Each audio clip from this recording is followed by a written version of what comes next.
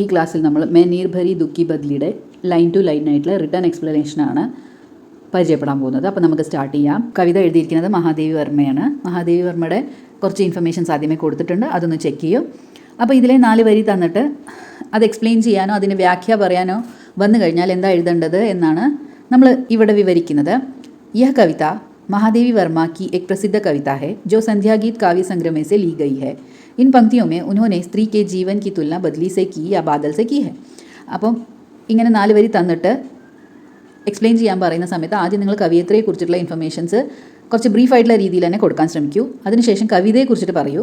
അതാണ് ഇവിടെ പറഞ്ഞിരിക്കുന്നത്. മഹാദേവി വർമ്മയുടെ സന്ധ്യാഗീത് എന്ന കാവ്യസംഗ്രഹത്തിൽ നിന്ന് എടുത്തിരിക്കുന്നതാണ് ഈ കവിത. അതിൽ അവർ സ്ത്രീ ജീവിതത്തിനെ ബാദലുമായിട്ട് കമ്പയർ ചെയ്തിരിക്കുകയാണ്, മേഘങ്ങളായിട്ട് കമ്പയർ ചെയ്തിരിക്കുകയാണ് എന്നാണ് ആ വാക്യങ്ങളുടെ അർത്ഥം വരുന്നത്. ഇസ് കവിത മേ സ്ത്രീ ജീവൻ കി കുച്ച് വിശേഷതാओं को भी व्यक्त किया गया है. ഈ കവിതയിൽ സ്ത്രീ ജീവിതത്തിലെ കുറച്ച് സ്പെഷ്യാലിറ്റീസും പറഞ്ഞിട്ടുണ്ട് എന്നാണ് ആ വാക്യങ്ങളിൽ പറഞ്ഞിരിക്കുന്നത്. ഇത് എലാബറേറ്റ് ചെയ്തിട്ടുള്ള രീതിയിൽ നിങ്ങൾ എഴുതേണ്ടതാണ്. എത്ര മാർക്സിനാണോ ക്വസ്റ്റ്യൻ അതിനനുസരിച്ച് മാത്രം നിങ്ങൾ ആൻസർ ചെയ്യാൻ ശ്രമിക്കും. പോയിന്റ് ടു പോയിന്റ് ആയിട്ടുള്ള രീതിയിൽ എഴുതാൻ എപ്പോഴും ശ്രമിക്കേണ്ടതാണ്. ഫസ്റ്റ് 4 വരിയിലത്തെ വ്യാഖ്യാണ് വന്നിരിക്കുന്നതെന്ന് വെച്ചാൽ ഈ രീതിയിൽ നിങ്ങൾക്ക് എഴുതാവുന്നതാണ്. അതായത് മേ നിർഭരി ദുഃഖി ബദ്ലി മുതൽക്ക് പൽക്കോ മേ നിർജർണി മച്ഛലി ആ വരികളാണ് നിങ്ങൾക്ക് തന്നിരിക്കുന്നതെന്ന് വെച്ചാൽ നിങ്ങൾ എഴുതേണ്ടത് ഇൻ പങ്ക്തിയോ മേ മഹാദേവി വർമാജി കഹത്തി ഹെ കി സ്ത്രീ ജീവൻ ആസുവോ സെ ഭരാ ഹുവാ ഹെ और ദുഃഖി ബദ്ലി കെ സമാൻ ഹെ. ഇതിൽ മഹാദേവി വർമാജി പറയുന്നത് സ്ത്രീ ജീവിതം കണ്ണുനീര് നിറഞ്ഞതാണ് എന്നും ദുഃഖി ബദ്ലി പോലെയാണ്, അതായത് സാഡ് ആയിട്ടുള്ള മേഘത്തിനെ പോലെയാണ് എന്നാണ് പറഞ്ഞിരിക്കുന്നത്. യഹാ പർ കവിയത്രി ബദ്ലി കെ മാധ്യം സെ സ്ത്രീ ജീവൻ മേ കിത്ന ദുഃഖ് ഭരാ ഹുവാ ഹെ യഹ് ദിഖാനാ ചാഹത്തി ഹെ. ഇവിടെ മഹാദേവി വർമാജി സ്ത്രീ ജീവിതത്തിൽ എത്ര ദുഃഖമാണ് നിറഞ്ഞിരിക്കുന്നത് അത് കാണിക്കാനാണ് ശ്രമിക്കുന്നത്. ബദ്ലി സ്പന്ദിത് ഹെ ഉസ്കെ സ്പന്ദൻ മേ നാ ജാനെ കിത്നെ സമയ കാ നിസ്പന്ദൻ മൗജൂദ് ഹോത്താ ഹെ. ബദ്ലി ഇപ്പോൾ സ്പന്ദനത്തിലാണ്, അതായത് മൂവ് ചെയ്തുകൊണ്ടിരിക്കുന്ന ഒരു സമയമാണ്.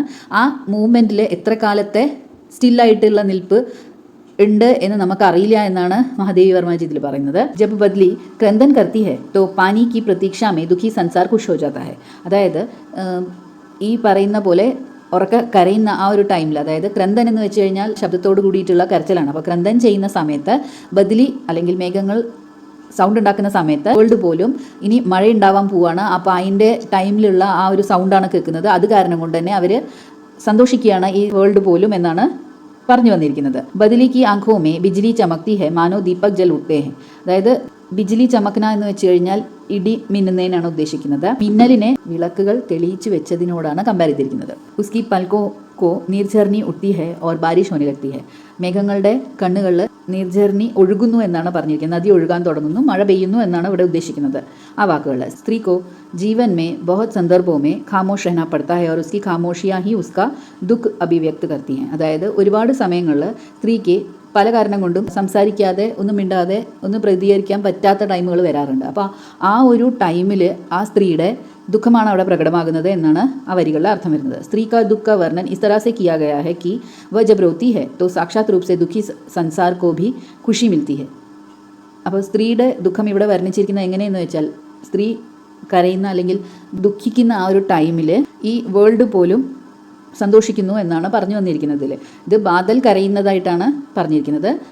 ലേക്കിൻ ജിൻ ആഖോ സേ വ റോത്തി രഹത്തി ഹെ ഉൻ ആഖോ മേ ഹമേഷ ഉമ്മീദ് കി ചമക് ബനി രഹത്തി ഹെ. പക്ഷേ ഒരു കാര്യമുണ്ട്, സ്ത്രീ എന്നത് ഒരിക്കലും തോൽക്കില്ല എന്നതിൻ്റെ പ്രതീകമാണ് അത് പറഞ്ഞിരിക്കുന്നത്. എപ്പോഴും ഒഴുകിക്കൊണ്ട് ഇരിക്കുന്ന കണ്ണുകളിൽ പോലും ആശയുടെ ഒരു തിളക്കം എപ്പോഴും നിലനിൽക്കുന്നു എന്നാണ് ഈ വാക്കുകളിലെ അർത്ഥമായിട്ട് വരുന്നത്.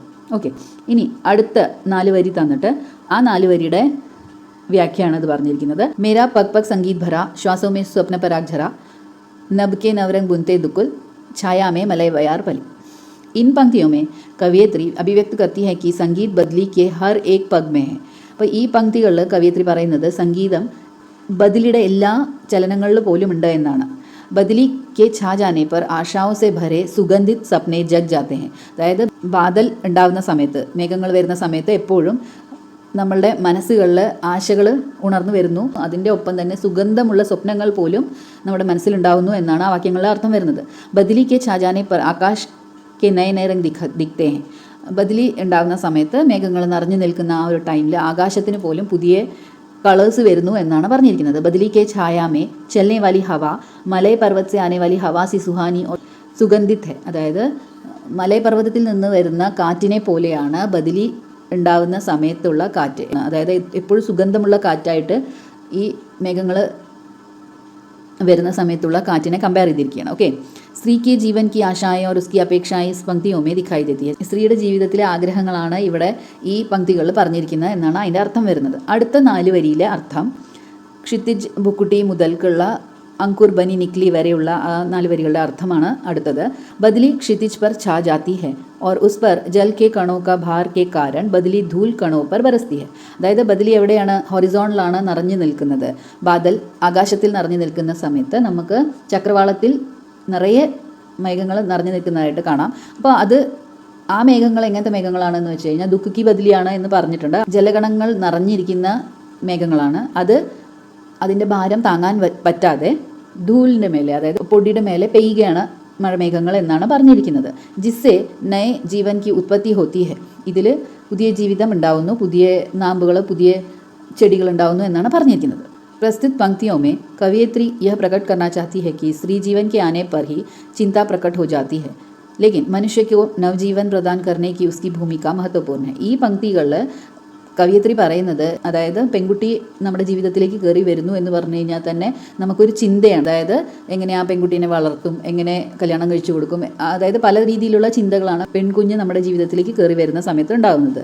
പക്ഷേ അങ്ങനെയൊക്കെ ആണെങ്കിലും മനുഷ്യന് പുതിയ ജീവിതം കൊടുക്കുന്നതിൽ സ്ത്രീയുടെ ആ കോൺട്രിബ്യൂഷൻ നമുക്ക് ഒഴിച്ചുകൂടാൻ പറ്റാത്തതാണ്, വളരെ ഇമ്പോർട്ടൻ്റ് ആണ് എന്നാണ് പറഞ്ഞിരിക്കുന്നത് ആ 4 വരികളിൽ. അടുത്ത 4 വരി പത്കോ ന മലിൻ മുതൽക്ക് അന്ത് ഖിലി വരെയുള്ള ആ 4 വരികളുടെ അർത്ഥം വരുന്നത്, आकाश में बादल छा जाते हैं, बारिश होती है, पर बदली आकाश में संचार पथ को मलिन नहीं करती बल्कि साफ सुथरा रखती है. അതായത് ആകാശത്തിൽ നിറയെ മേഘങ്ങൾ വരുന്നുണ്ട്, മഴ പെയ്യുന്നുണ്ട്, പക്ഷെ ഒരിക്കലും ഈ മേഘങ്ങൾ അതിൻ്റെ സഞ്ചാരപഥത്തിനെ മലിനമാക്കുന്നില്ല എന്നാണ് പറയുന്നത്. എപ്പോഴും മഴ പെയ്ത് പോയി കഴിഞ്ഞാൽ ആ സഞ്ചാരപഥം, മേഘത്തിൻ്റെ ആ പദം എപ്പോഴും ക്ലീൻ ആയിട്ടാണ് ഉണ്ടാവുക. അപ്നെ പദ ചിഹ്നോ കൊന ചോട്ട് ജാനെ കാ അഹങ്കാർ ഭി ബദലി മേ നഹി ഹെ.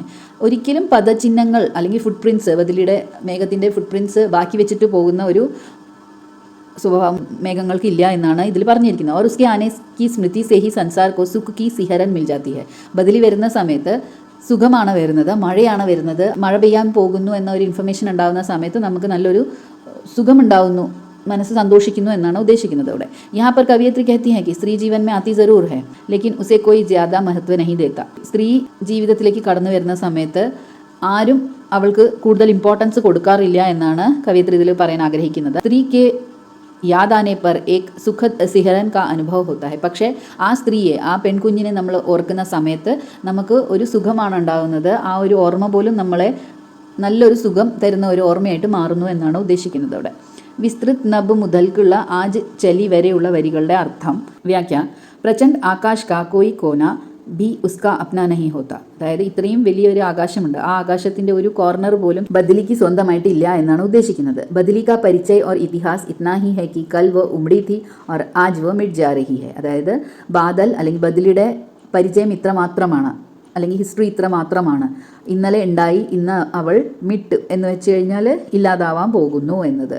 അതുപോലെ തന്നെയാണ് സ്ത്രീയും ഈ വേൾഡിൽ വരുന്ന സമയത്ത് എന്നാണ് പറയുന്നത്. ഇസ് തരഹ സേ സ്ത്രീ ഭി സംസാർ മേ ആത്തി ജറൂർ ഹെ ലേക്കിൻ ഉസെ കോയി അധികാർ പ്രാപ്ത നഹി ഹോത്തെ. ഈ പ്രകാരം തന്നെ സ്ത്രീ ജീവിതത്തിലേക്ക് കടന്നു വരുന്നു, പക്ഷേ അവൾക്ക് ഒരു അധികാരവും നമ്മൾ കൊടുക്കുന്നില്ല എന്നാണ് ആ വരികളിൽ എഴുതിയിരിക്കുന്നത്.